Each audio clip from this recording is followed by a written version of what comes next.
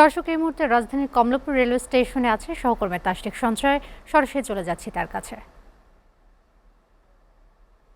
তাসটিক, ঈদ যাত্রায় ঢাকা ছেড়ে যাওয়া মানুষদের খবর আমাদের জানাবেন।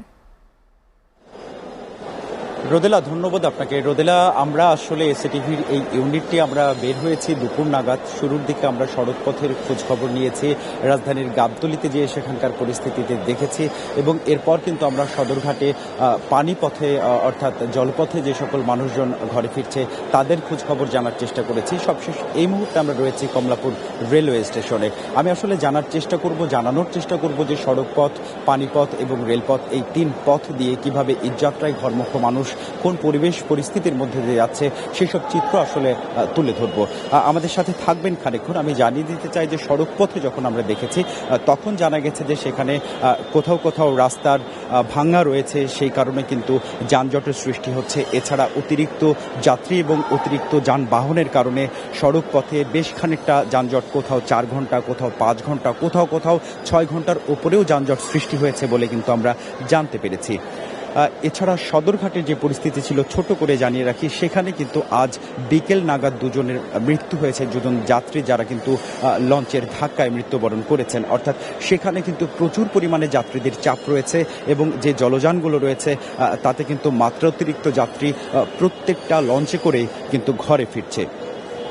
রেলওয়ে স্টেশনের যে গুরুত্বপূর্ণ খবর আজ বিকেলের পর থেকে, যেটি আসলে সারা দেশেই গুরুত্বপূর্ণ হয়ে উঠেছে, সেটি হলো রেল যোগাযোগ বন্ধ রয়েছে উত্তরবঙ্গের 5টি জেলার সাথে।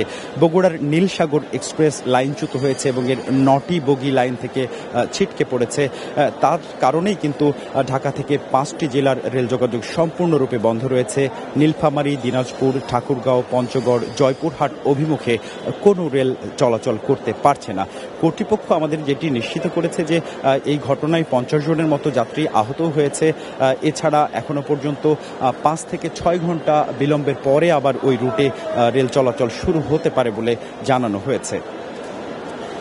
ঈদের ছুটির আজকের যে দ্বিতীয় দিনে কিন্তু আমরা যাত্রাপথে মানুষের চাপ খানিকটা বাড়তে দেখেছি এবং এই বাড়তি মুখে এসেই কিন্তু মানুষজন বিপাকে পড়েছে যারা উত্তরবঙ্গে রেলপথে যেতে চেয়েছিলেন। তাদের জন্য বারবার করে বলা হচ্ছে যে রেলওয়ে কর্তৃপক্ষ থেকে 131 অর্থাৎ সহযোগিতার নাম্বারটা আমি আরও একবার জানিয়ে দিতে চাই। 131 অর্থাৎ 131 এই নম্বরে ফোন করে কিন্তু রেলওয়ের যে জটিলতা সে সংক্রান্ত তথ্য যাত্রীরা জানতে পারবেন। রেলওয়ে পুলিশ শৃঙ্খলা রক্ষার চেষ্টা করছে। কমলাপুর দেশের যে বৃহত্তম এবং কেন্দ্রীয় যে রেলওয়ে স্টেশন, সেখানে কিন্তু এসে আমরা সেই চিত্র দেখছি। পঞ্চগড় এক্সপ্রেস মাঝপথে আটকা রয়েছে, 5 থেকে 6 ঘন্টা সেটি বিলম্ব হবে বলে এখনো পর্যন্ত জানিয়েছে। তবে সংশ্লিষ্টরা মনে করছে যে এই বিলম্বের মাত্রা আরও বাড়তে পারে। যাত্রীদের মোবাইল ফোনে পরবর্তী যে সময়সূচি সেটি জানিয়ে দেওয়া হবে বলেই কিন্তু জানানো হয়েছে কর্তৃপক্ষের পক্ষ থেকে। রোদেলা, আমি খানিকক্ষণের মধ্যে স্টুডিওতে ফিরবো, তবে জানতে চাই যে উত্তরবঙ্গের এই যে রেল দুর্ঘটনার কারণে যারা বিপাকে পড়েছে এরকম কিছু যাত্রী আমরা পেয়েছি। আপনি কি নিশ্চিত হতে পেরেছেন যে এখনো থেকে 5 থেকে 6 ঘন্টা পর আপনাদের কাঙ্ক্ষিত রেলটি আসবে বা ছাড়বে? আমাদের ট্রেনের টাইম হচ্ছে 8:45 দেওয়া আছে, এখন প্ল্যাটফর্ম নম্বর এখনো ওঠে নাই।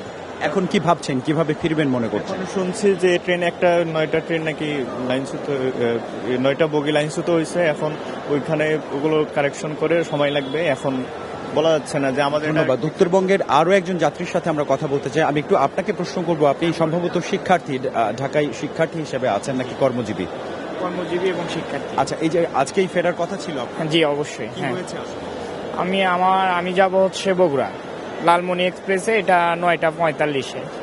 এখন লেট হচ্ছে, আপনাদের কাছে এটা জানতে পারলাম এবং নিউজ নিয়ে দেখলাম। হ্যাঁ অবশ্যই নেট।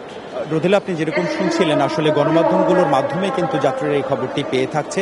রেলওয়ে কর্তৃপক্ষ আমাদের জানিয়েছে যে যারা টিকিট করেছে এবং টিকিটে যাদের নাম্বার নিবন্ধন করা আছে সেই সকল ফোন নম্বরে কিন্তু খুদে বার্তার মাধ্যমে পরবর্তী রেলের আপডেট পাঠানো হবে এবং বারবার নিশ্চিত করা বলা হয়েছে 5 থেকে 6 ঘন্টা পর্যন্ত কিন্তু প্রতিটি ট্রেনেরই বিলম্ব ঘটতে পারে।